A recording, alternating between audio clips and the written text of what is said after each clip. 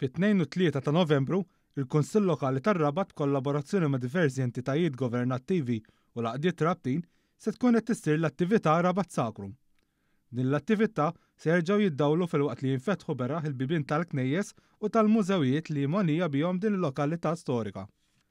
Id-dettalji dwar din l-attività ingħataw mis-Segretarju Parlamentari tal-Gvern Lokali Elisin Zarafa Civelli u mill-Ministru għall-Volontarjat Giulia Farrugia. Intqal li dan l-avveniment huwa parti mill-kalendarju kulturali ta' pajjiżna, mhux biss se juri t-teżori li jumoni bihom ir-Rabat u dak kollu konness miegħu, iżda wkoll juri l-impenn u r-rieda tal-Kunsilli Lokali li jorganizza avveniment fuq skala daqshekk kbira u professjonali.